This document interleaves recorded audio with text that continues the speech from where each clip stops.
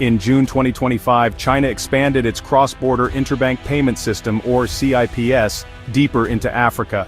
This strategic move is not just about enhancing financial transactions, it's about cementing economic ties and fostering a new era of cooperation between the two regions. A move set to reshape global trade.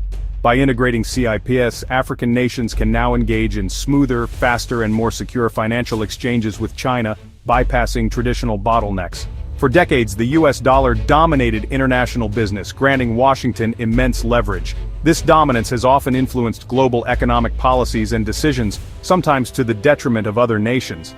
Now Beijing offers an alternative, a financial network allowing nations to bypass the dollar and US oversight.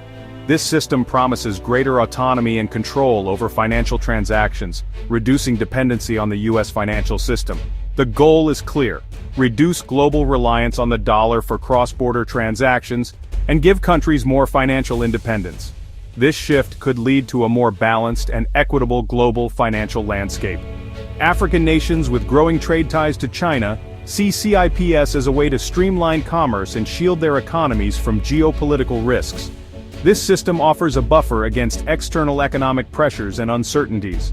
Major African financial institutions joining CIPS marks a shift toward diversified financial partnerships and greater resilience. This collaboration is a testament to the strengthening bonds and mutual benefits of Sino-African relations. This isn't about abandoning the dollar, but about building options and reducing vulnerability to US sanctions or policy changes. It's about creating a more flexible and resilient financial system.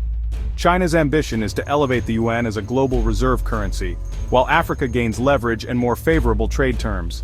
This partnership is poised to redefine economic dynamics on a global scale. The continent is now an active participant in shaping a multipolar economic order, not just a passive recipient of global norms. African nations are taking a proactive role in determining their economic futures. As of August 2025, the architecture of global finance is being redrawn, with new corridors of power emerging between East and South. This marks the beginning of a new chapter in international economic relations. To understand CIPS, think of it as China's answer to SWIFT, a sophisticated financial messaging system designed to facilitate international payments. While SWIFT has been the backbone of global banking for decades, CIPS is rapidly emerging as a powerful alternative, especially for countries looking to diversify their financial connections. SWIFT is the global network for cross-border payments, connecting over 11,000 financial institutions in more than 200 countries. It's the invisible infrastructure that moves trillions of dollars every day, making international trade possible. But SWIFT, based in Belgium, has also become a tool for enforcing Western sanctions. When countries like Iran and Russia were cut off from SWIFT, their access to the global financial system was severely restricted, showing just how much power the network holds. CIPS, on the other hand, lets banks settle yuan transactions directly, bypassing both US oversight and the SWIFT system. This reduces exposure to geopolitical pressure and gives participating countries more autonomy over their financial flows. The June 2025 expansion was a major milestone, bringing in leading African banks like Afreximbank and South Africa's Standard Bank. These institutions now have direct access to CIPS, allowing them to process payments and manage transactions with greater control and efficiency. Today, CIPS boasts 174 direct participants, including Western financial giants such as HSBC and JP Morgan. This growing network is transforming CIPS into a truly global system, bridging East and West in the world of finance. The real value of CIPS lies in its ability to function independently if needed. It acts as a financial safety net for China and its partners, ensuring that cross-border payments can continue even if access to SWIFT is disrupted. For African banks, joining CIPS opens up new trade and investment channels with China, their largest economic partner, and signals a shift toward a more multipolar global financial system. Africa isn't just adopting China's system, it's building its own, the Pan-African Payments and Settlement System, or PAPS. This innovative system is designed to revolutionize the way African countries conduct business with each other, making transactions smoother and more efficient.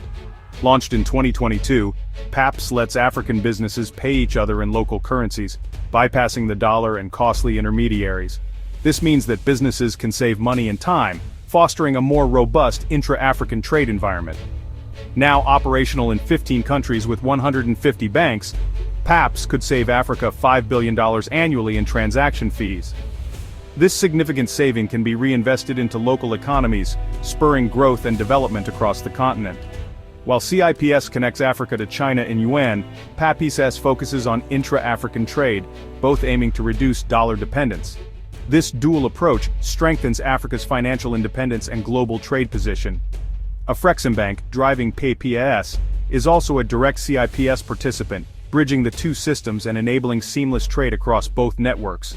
This strategic role enhances the bank's influence in shaping Africa's economic future. The synergy could mean paying a Chinese supplier becomes as easy as paying a neighbor. This ease of transaction can lead to stronger business relationships and increased trade volumes. These parallel systems empower Africa to control its economic destiny and foster regional integration. By working together, African nations can achieve greater economic stability and prosperity. Together, they lay the groundwork for a fundamental restructuring of international trade finance. This transformation promises a more equitable and efficient global trade system, benefiting all parties involved. Africa's embrace of CIPS and PAPS isn't just about global power games, it's about cutting costs and boosting growth. Intra-African trade has long been hampered by high fees and reliance on foreign currencies. PAPS slashes these costs, making it easier for small businesses to compete and expand. South Africa, leading the G20 in 2025, champions local currency settlement as a path to regional integration and self-sufficiency. International bodies like the IFC are also supporting local currency loans, reducing currency risk for African businesses. Africa's moves are pragmatic, fixing structural problems, not picking sides. With CIPS and PAPS, the continent is building a more efficient, resilient economic future.